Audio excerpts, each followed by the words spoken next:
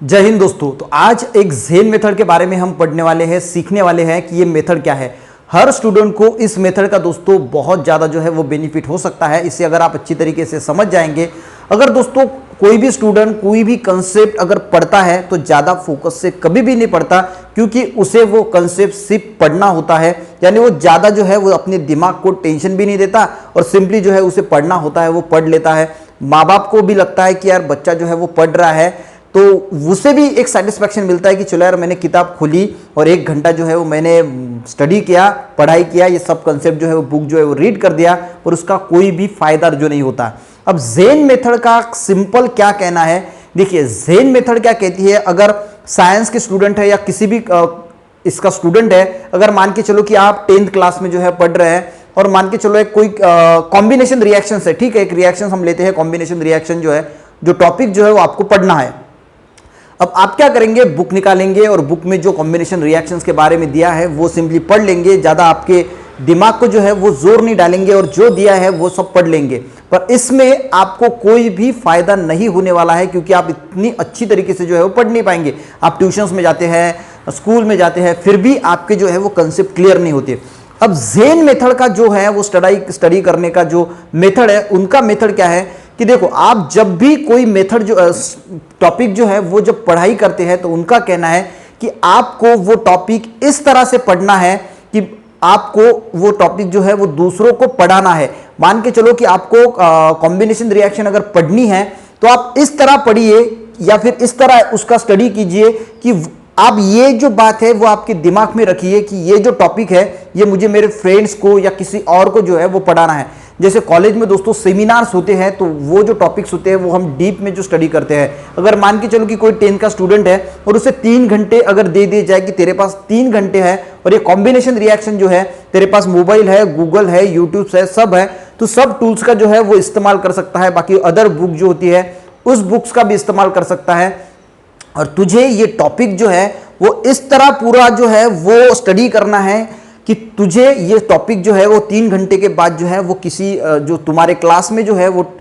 अपनी ही क्लास में अपने फ्रेंड्स को जो है वो पढ़ाना है, और बिना देखे जो है वो पढ़ाना है। स्टूडेंट तुम्हें कुछ क्वेश्चन भी उस पर कर सकते हैं, उसे क्वेश्चन के आंसर भी तुम्हें देना है। तो अगर आपने उसे 3 घंटे दे दिए और ये कह दिया,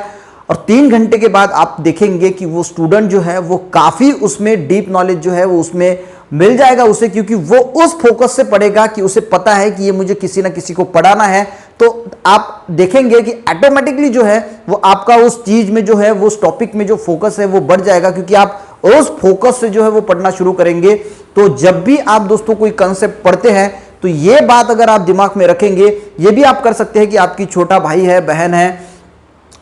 तो आप जो कंसेप्ट पढ़ रहे हैं वो पढ़ने के बाद बिना देखे आप उनको सिखाने की कोशिश कीजिए, क्योंकि जब भी आप उस एंगल से कोई कंसेप्ट अगर पढ़ते हैं कि मुझे ये कंसेप्ट किसी और को पढ़ाना है या सिखाना है, तो आपका जो है वो फोकस बढ़ता है। और यही एक ज़ेन मेथड है जो बहुत बढ़िया मेथड है दोस्तों, बहुत खास मेथड है, जिसका फायदा हर स्टूडेंट को हो सकता है, जिसकी वजह से आप कोई भी कंसेप्ट पढ़ेंगे तो उस कंसेप्ट का डीप नॉलेज जो है वो आपको मिलेगा। मान के चलो कि आप पढ़ते पढ़ते आपको वो कंसेप्ट आपको पढ़ाना है और आपको आ गया कि अनहाइड्रस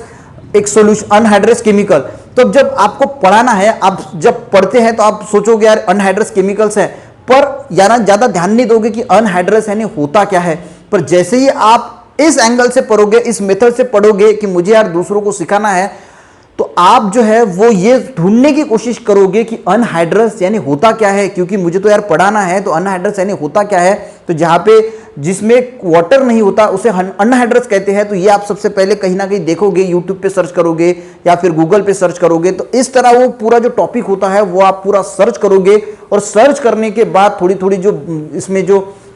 बातें होती है वो भी नोट डाउन करोगे। तो यही सबसे अच्छी मेथड है, क्योंकि आपको पता है कि ये चीज मुझे दूसरों को पढ़ानी है, उस टाइम आपका फोकस जो है वो बढ़ जाता है। और इस मेथड से दोस्तों आप अगर पढ़ते हैं तो आपको बहुत ज़्यादा जो है वो फ्यूचर में भी फायदा होगा, क्योंकि आपको बेसिक कंसेप्ट भी क्लियर होंगे और आपको मार्क भी जो है वो अच्छे मिलेंगे। आप ये भी कर सकते हैं, जो माता पिता है वो भी आप अपने बच्चों को कह सकते हैं कि ये टॉपिक है, ये टॉपिक तो अभी 3-4 घंटे पढ़ ले और बाद में हमको जो है वो तुझे पढ़ाना है। अक्सर हम देखते हैं कि माँ बाप बच्चों को पढ़ाते हैं, पर ये अगर हम रिवर्स करेंगे और बच्चों को कहेंगे कि यार तूने स्कूल में भी पढ़ा है, ट्यूशन में भी पढ़ा है, तो ये पूरा टॉपिक जो है वो तू अच्छी तरीके से डीप इसका स्टडी कर और 3-4 घंटे तेरे पास है और 3-4 घंटे के बाद ये टॉपिक तुझे जो है वो हमें पढ़ाना है, तो हम ये मेथड थोड़ी रिवर्स है ज़ेन मेथड, तो आप देखेंगे कि आपका बच्चा जो है वो बहुत फोकस से जो है उस चीज़ को पढ़ेगा और इसका फायदा जो है वो आपको बच्चे को जो है वो बहुत ज़्यादा होगा। वीडियो देखने के लिए दोस्तों थैंक यू।